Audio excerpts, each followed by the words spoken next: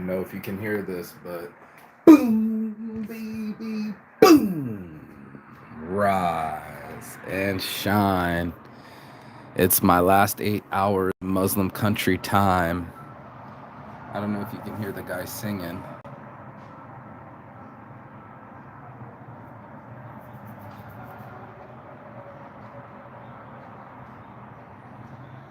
but this is my last 8 hours here in Turkey. I can hear the guy singing if you can't. Every morning, every day, 5 times a day. The religion is real here. So is the hypocrisy, and so is the subversiveness. I had to go live this morning because I was just so fed up with my friend here in Turkey. And then the guys made a comment. We've been out all week, and he was like, "Yeah, but I've known him for years, and I just met you." So our trust just went out the window. And anytime there's no trust, there's no love, and there's no relationship. And I had this conversation this morning because I was warned about Turkey. I was warned that. It would go down weird. I heard people were being aggressive. I heard that, their money's not right. I got my shirt designs ready, and I don't even want to give this design to my ex homie because he's been such a dick and a prick and a drunk that I might be petty enough not to give him his shirt design. I stayed with him for 10 days, so I feel a sense of owing. But then again, it was just a couch, and he just totally ignored me, kept treating me horrible since the first day 3 weeks ago. All I heard was, I don't like you, I don't trust you. For the last month, I've been stuck with this dude. That's why I left him in the photo, because I met him about 13 years ago. But every time I called him, he was like not answering the phone and then not smiling. And I told all my friends in Finland that I didn't want to come here because I was having such a good time there, and their weather was perfect and their women were beautiful. And I come here and the women are beautiful, but they stare like robots into the location. They're expecting guys to holler at them, and the guys are expecting them to ignore them, and everybody's doing some subversive behavior. You can't even go into the room together because everybody will assume something or call the police. We've actually opened up the blinds because we can tuck the gravity bong behind where people can see, but when we smoke we have to actually close the blinds because people are narcs and they don't trust each other. And when there's no trust, there's no love. And that's what I started to notice, was there wasn't any trust here. There was a subversive world where people are used to backstabby actions, and they're used to people lying, and they're used to people cheating, stealing, scrounging to get whatever they need. And it's unfortunate. Even right now, I'm about to pay my buddy's rent because he got fired because some bartender hit on me. Then she sent me a message after she got him fired. I blocked her ass on WhatsApp. Then she started to like my stuff on Instagram. Blocked her ass on Instagram. It's just weird that I can show up and things have changed. You know what I mean? Like when you think that you know people, but you really don't have any idea. Even my English friends turned on me in the end. I mean, we talked on the phone finally because it was Sam's birthday, but um, they just were flooded with people that don't even travel wanting to stay with them, and they're also having trouble with the monies. I'm also having trouble with the monies. I didn't get my deal. I was stressed out. I had it swiped. I thought it was done, and then it didn't get done. And now I'm about to spend $50 to pay my buddy's rent and go get a massage. I haven't seen a lot of massage parlors, but apparently they're everywhere, and I need to get one because my neck's crimped up somewhere here, and I'm about to get on a bus for about a good 4 or 5 hours from Eskişehir towards Istanbul. But then it doesn't take me actually to the airport, so it takes me to another location that's close to the airport. Then I'm supposed to negotiate a taxi to get even closer so I can catch my fucking plane at 6:30 a.m. It flies out at 8:30 a.m. to Mallorca, Spain. I'm looking forward to this. I feel like it's a whole attitude difference. You go from a Muslim culture, which is really hypercritical and weird and subversive, to a place that I'm hoping will be open minded, and they got weed cafes, and my friend's loosey goosey, and he laughs and he fucking makes jokes, and he's fucking got the energy and lost the weight. Where my other homie, the one with the picture, was drunk again with his whiskey, just another drunk in the park, smoking cigarettes, smoking spliffs, and being loud. And it was just like, I saw him talking shit. I heard something about taxi. he seek their get long, like get the fuck away from me. He came to our group, and it's his people that he's known for a long time. And like his friend said, I've known him years. I don't know you, which is fine because it's like I don't know you guys. I'm only here for a short time, not a long time, and I'm here for a good time. And it hasn't been that great of a time. It's been boring sitting in the park. Same thing we did in Finland, except for they have nicer parks and more places to sit. And it was just one of those things where I was like sick of sitting in the grass with my ass falling asleep. I was sick of smoking cigarettes. I was sick of people speaking Turkish and not being able to switch to English. I was sick of doing the same routine over and over again. I was sick of my friends, the people that I met. And it was just nothing new. You know what I mean? They're taking me upstairs to these buildings in peyote, and the music's like and it's like, this is too much. You're gonna give someone epilepsy. You know what I mean? I'm like, these skanky ass streets. I really feels like Mexico. With cheap food, beautiful women, and a dirty streets. I feel a lot like Turkey's like Mexico, except for it's Muslim, which means someone's going to sing 5 times a day, which means some people are going to walk around in hijabs, which means there's going to be that leery eye, that watchful eye, that big, not a big brother eye, but that judgmental eye. Like, look at what that girl's wearing, or I can't believe she's got a mini skirt, or I'm covered in all black and it's fucking 100 degrees outside. It's a weird place. And Turkish people always known for that. I kept telling my friends, Sim Salabim. They didn't understand what I meant, but Ali Baba and the 40 Thieves is a real thing, and there are thieves. It's a weird program where your friend gets fired, but he didn't do anything, and yet I have to pay the rent because I step up, and I felt guilty of it, but I also heard that he wanted to quit anyway. So it's like, I think this place is going out of business. It's really expensive. I ate there once and I was the only one in the restaurant. That's when the chick came over and sat with me and hit on me and gave me her number and started flirting with me, even though she's married with a 22-year-old kid. The hypocrisy is real. They're supposed to be a reverent culture, but they chain smoke cigarettes like no other. They drink like fishes, and I just don't think they're that happy as a culture. And I don't know if that's because of inflation. I heard they hit the all-time low, 27 to 1 for the U.S. dollars, to pegging it to the lira.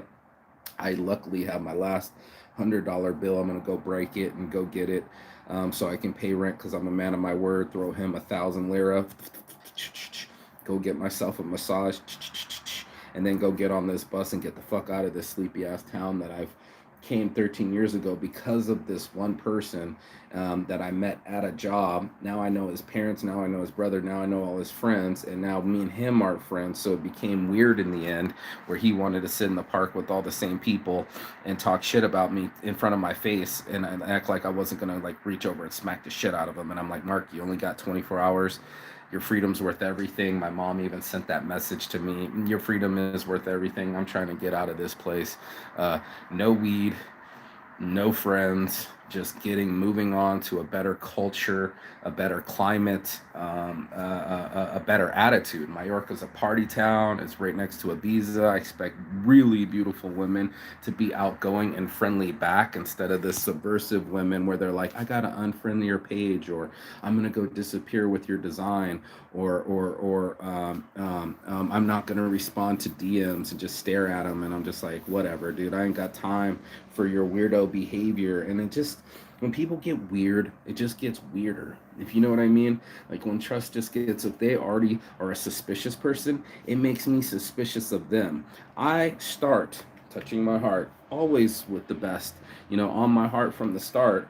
I'm always just assuming that you're going to do the right thing. They're assuming that you're going to do the wrong thing. And in their negative impression, in their assumption, they are literally perpetrating the negative outcome. It's so weird that it's like that, but it is so true, where it's just like, they're not necessarily a lot of beautiful people here. There's some weirdness here. There's people with blue eyes, there's people with white skin, there's some people that are gypsies. It's a whole mix of cultures here.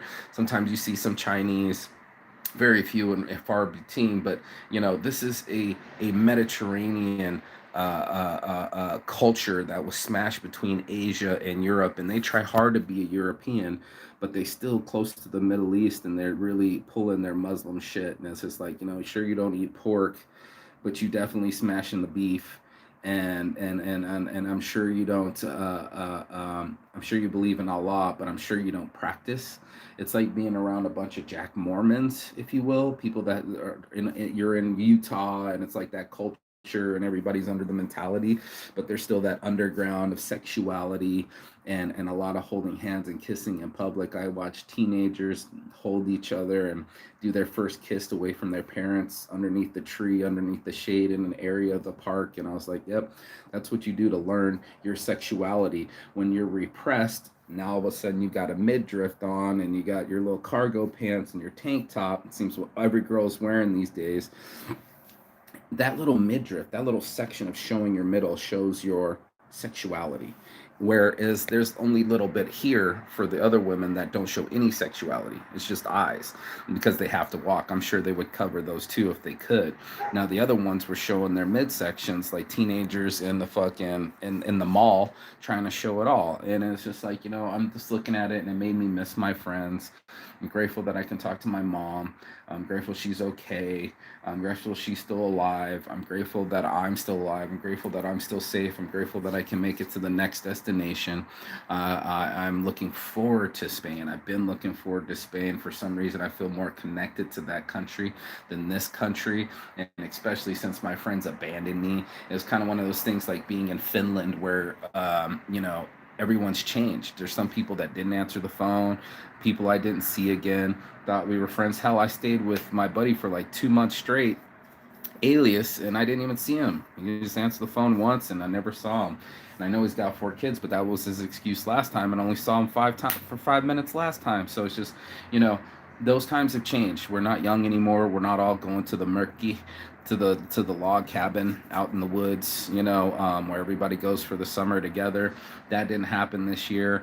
My Johannes was ruined by my buddy being overtly gay and asking to take photos of me. It's just like, there comes a price for the prize, man. It's like not everything's so super smooth. And I think a lot of people, as travelers, they just get so jealous. Like, I want to travel the world. Well, do you want to be homeless? Do you want to be sleeping out of your car? Do you want to be missing $500, $600, $700 deals that you already had swiped the credit card and then the customer backs out at the last minute, even when you need the money? Do you want to be me when I don't have money, or you just want to be me when I'm successful and I do have money, or I do have more space on my credit cards or whatever? So, not for nothing. It's just like I'm over it. I talked about it yesterday to let go and practicing letting go. And it's just like, that's it. It's ebb and flow. Some people are like booster rockets, they fall off once you reach a certain height. And then you got to continue on without them. They're not equipped to go as high as you go. They're not equipped to come to America. They're probably always going to live in Eskishir and die in Eskishir. I asked my friend, he said, not me. I want to die on a different planet. And I was like, me too. And then he's like, not Mars because it's not built yet. And I'm like, well, we haven't found a planet that has water. And he's like, not yet. And I'm thinking, shit, you haven't even left your little city, let alone go to an exoplanet.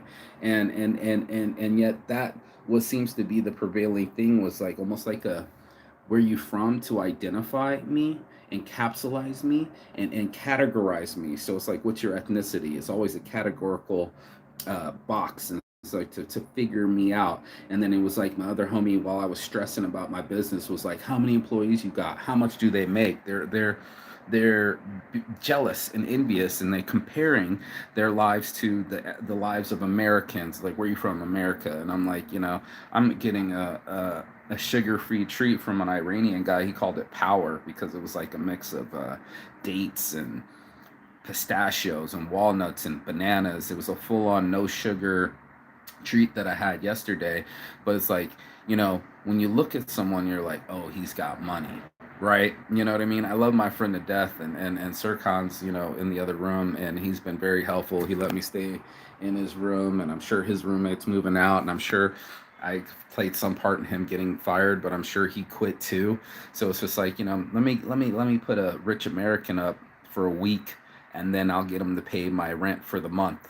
I know that's what's going on in his head. I know that there's another price for the giving, and it isn't just saints giving. It's just not, there's a hook on every end. So it's one of those things where like, hey, you want some weed? And like, you got any money? So it wasn't that they wanted weed, they wanted my money so they could smoke weed. And I bought weed two different times, each time 400 lira, bam bam. And that's what I was figuring, if I can spend money on weed, I can spend money on rent. This whole trip was supposed to be about not going to any Airbnbs and to be staying with friends. And so far, I've done that. I've been grateful to be able to stay with friends, but it's also a harder path because if you got Airbnbs, you can walk around in your underwear. You don't have to bump into anybody. You can be on your own schedule. When you're with other people, they might be in the bathroom same time as you. Their bathroom might not be as clean as an Airbnb, but at least you're not as lonely. And that was my whole approach with this journey, was to just not be as lonely. But my friend totally abandoned me. He abandoned me in Berlin.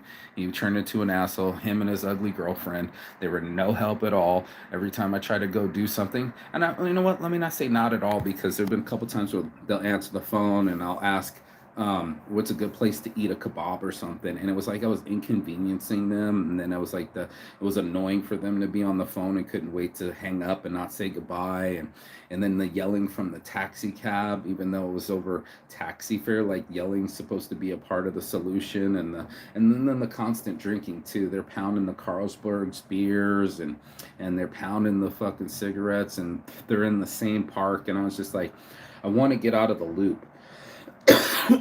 Some people capture themselves in loops.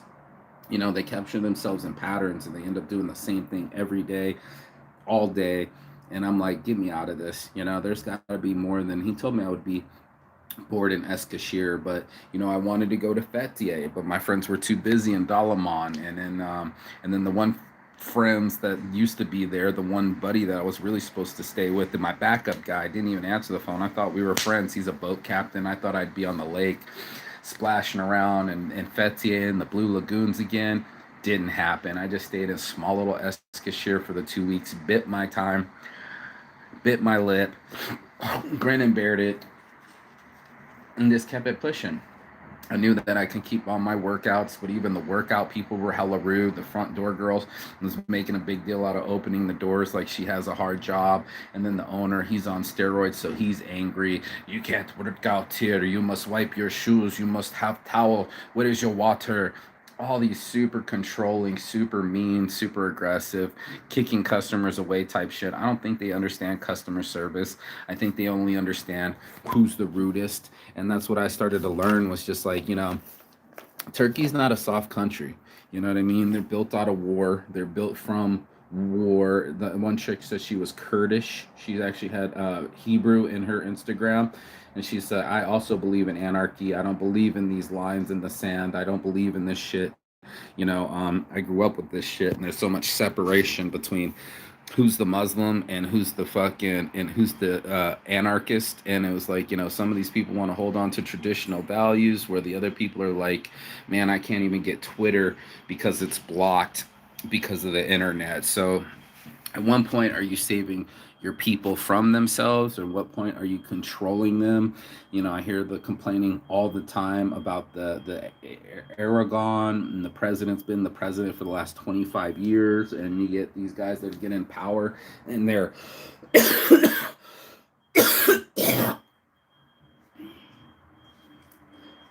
and they're dictators, dude. They've dictated their way around everything, and then they turn people against them, almost like a communist state, where you gotta fear your neighbors instead of love thy neighbor. That might mean I got allergies, but it's just something that if somebody were to come to Turkey, they would appreciate the food. It's so fresh and so cheap. They would appreciate the music, singing. They would appreciate the beauty of the Mediterranean area. But then you have the people being super aggressive, and the darkness in the eyes, and you can feel it in their souls, and the no smiling. Same thing in Berlin, the no smiling. They're not pardon me. They're not extroverted, right? So there's a lot of introversion there, where again, the women don't make eye contact. They're taught since Muslim culture not to even talk to men. but they're doing tattoos and mini skirts and starting to get into the Western culture and watching too much TikTok. So there's an undertow of people wanting their individuality that comes from Europe, and you can see it in the style of dress that they wear. And then it's the other side from the Middle Eastern side where people are wearing full on hijabs here, and they are undercover freaks. I'm sure of it. I heard somebody having sex the other day. It was about the quietest sex I heard. It wasn't as loud as it was in Berlin, but I was like, is that some humping? Okay, this is how babies are made. And that's just an observation for somebody that's traveled the world and been to Turkey before. And it was 13 years ago, but now it's like, they continue on to their lives because this is their lives, but it's not a prospering life. A lot of people are just struggling. They work all month for, what was it, $400? I think 450 or something. We did the math, and I was just like, fuck, bro, you can make that a week in America. No wonder why you're slightly angry towards Americans. You're more jealous than anything. It's more than a judgment, it's a comparison. And just like monkeys, we compare our lives to other people. Jealousy's a motherfucker, bro. It'll make you bitter, and envy is a sin, and yet they still practice it. They still want to be the guy with the car. They still want to be the guy flexing at the bar. They still want to be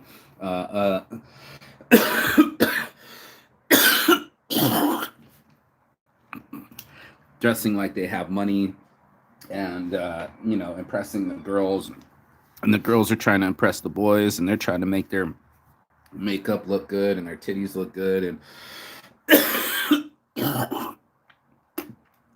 that's all part of their society. So yeah, my nose is running all tight. I'm just over it. I lost a friend, someone that lost his wife, and now I know why. I was wondering why he got divorced. He had the most beautiful, artistic, creative, kind soul. I was married to him, went all the way to Germany, and he started doing the cocaine and the drinking, and now they're divorced. Apparently they met up or whatever, but she was a sweetheart. He was lucky to have her. She was way above his pay grade, and now he's intertwined with a chick that's obviously overweight and not as pretty, and definitely as angry. And I'm just like, this is the culture, you know what I mean? Like you're digging your own grave. You're shooting yourself in the foot, bro. And then by scaring off your friends, which we've all done in the end, you know what I mean, where maybe next year, bro, or yelling, or hey, I need rent. Just scaring away your friends. Your people won't trust you as much. And that's what I was telling the other guy. You don't want to trust me. You've known him for years, but you don't want to trust me. That's fine. You're going to have allegiance to your friend. I get it. But I'm your only ticket to America here, bro. Like, there is nobody else that's going to write a letter for you to welcome you through their business, because you guys are bordering Syria and you're untrustworthy. Now all of a sudden you want the American money, you want to travel, you want the lifestyle, but really you were just being subversive. It wasn't that you were proud of me that I had the lifestyle. You were more jealous of me. And the guy was saying that, oh man, that's what I want, and we make earrings, and I just want to travel. You're living my dream. And I'm like, I'm living my dream. Your dream is, you got to work your dreams. It's not like it's something that just fell from the sky. And then again, when it doesn't hit, like I said, I missed out on what, over $500. Are you going to be jealous of me then? And they're not. They're just going to be selfish and needy and jealous. And in that way it made Turkey super subversive, and I didn't really appreciate it. And I know I'm not the only one to think that. There's a lot of people that try to do business with Turkish people and find them to be two-faced, and can't wait to find a way to swindle somebody. You know what I mean? Find a way to skeek out a living, whether it be juicing their friends, or, oh, you just got paid, guess you're buying beers, or, hey, you want to buy some weed? If you got any money? And then we didn't buy any weed because they didn't have my money. You know what I mean? And now I got to take care of my homie's rent, which is fine, because it would have been $8, I think, a night on Airbnb when everything got weird, and I thought he was going to kick me out anyway. So talk about subversive and weird. I've had the whole gamut here. I've experienced the full thing of new friends, lost friends, great food, weird food, People being nice, people being rude, people being friendly, people yelling is such an extreme, and that's what it's been with Turkey. Is this extreme? You know, I look outside and you can see like the rusted ass satellite dish, and you can see the pole from nowhere just hanging outside of the building, and then you could hear. I can actually see the bathroom through the vent of the next person's bathroom, and I can hear them taking a shower or shit, and they can hear me taking a shower or shit. Of course you're going to want out of it. Of course you're going to want better, and they're so far from better. There's graffiti everywhere. Everything's made out of bricks. It's just concrete and bricks, and yeah, there might be some stone here and there, but it's all incongruent. I mean, look at the paint job here. You know, everything that you look at the light fixture here with the tape. Look at the hole right here in the wall. It's not perfect at all. They're at least 20 to 30 years away from becoming a real civilized country. And with their inflation being the way that it is, they're in a struggle. And he was right. When you get here, people are going to be more aggressive. There are going to be more needy. And in that, I'm just trying to get away from that. I mean, girls don't even like needy dudes. And then to travel with friends that aren't giving of their couches. If it's oh, I gave up my bed so you could pay my rent later. That type of shit, you know, like, you know, it's not a real gift. It's a more of an exchange of favors. And that's what I started to tune in on, was I didn't really have friends here. The one guy was like, you can stay for one night, but one night, bro. I'm like, that's not even a fucking hookup. You're not even missing me or care about me at all. And then that was the Marat, and then there was the other Marat, and then there was Ufuk, and then there was Serkan, and then there was Mahir, and then there was Mustafa. And it was just a whole misunderstanding. They didn't want to really get to know me. They just wanted me to buy things, and it was just like, you know, I bought their drinks and their meals just because they were getting married, and the bill came and everybody was a little bit slow on it. I was like, it's only $20. I might as well. You're getting married. Let me do something for you. But now I got my designs for Mustafa. He chose the King Me, and he still hasn't got a shirt. Still hasn't fucking came through for the shirt. Finally, he came back. He had to get another iron so I can make the other shirt for him. But now I don't even want to give the LBOG Elvis to the homie, because he's not the homie anymore. He literally was talking shit in front of me, and I don't know Turkish that well, but I could see it, and I was just like, you're a piece of shit, bro. I've known you for 13 years, and I come here and you treat me like an asshole. The first day in Germany, you said you didn't like me, so it already fucking fucked up the whole vibe. I don't like your girlfriend. All she wanted to do was argue and be a contrarian. You know what I mean? No offense, but ugly fat girls don't get as much respect as beautiful, intelligent girls, and that's just facts. You know, so his whole life was just deteriorating around him, full of stress and having to in school and then travel, and he was just a fucking stress cadet that had to drink beer and was constantly had a drink in his hand. And I'm like, you're a full-on alcoholic now, bro. Is it worth it to finally leave Eskişehir, be a Berliner, be an educator, and all you are is an alcoholic? It's just like, do you really respect your professor if he's always at the bar? There's so much switches to it, and that's what I'm getting out of Turkey. Was just, it was like a more than an ebb and a flow, more than a yin and yang, more than a halo and a horns. It was like this undertow of Alibaba and the 40 Thieves, and this is like, you can't trust thieves. You know what I mean? You can't trust your fellow Turkish man, because he's going to pull some shit on you in the end. So it's always like, who can get over on who, crabs in a barrel, pulling each other down. And I didn't want to be a part of that life. I wanted to be a part of the, let's go to Spain, let's go to some cafes, let's get some sales, and let's take these sales to Thailand, and let's work together and start a t-shirt business, and we're partners, you know, versus this brothers things where it's like brother from another mother, but even further. And I was like, you know, okay, I got you. So it's like, I don't feel the exact kind of love and realness that I get from Finland here in Turkey. I'm just being real. And if you come and visit, I'd love to hear what your feelings of art too. I heard one guy tell me I wanted to go to the Hagia Sophia because I'll be there at like 2 o'clock in the morning at Istanbul. And he's like, it won't be even open anyway, so why even worry about it? But I was like, I still want to just see it. You know what I mean? And he said, well, the taxi driver might charge you 100,000 lira. And I'm like, do I look stupid enough to pay that? So it's just like, you know, as soon as you land, you're in a different land, and they're going to treat you differently, and that's just facts. So peace and love, and as always, chi gatan, that means goodbye but not forever in Finnish, and I will see you on the other side in Spain tomorrow. Better than being here today, and maybe I'll go live from the Hagia Sophia tomorrow if I can, because I travel during the nighttime, and I'd really love to see that before I leave, because I don't know if ever we're coming back to Turkey. I'm just being honest. Peace. I'll see you on the other side. Ciao.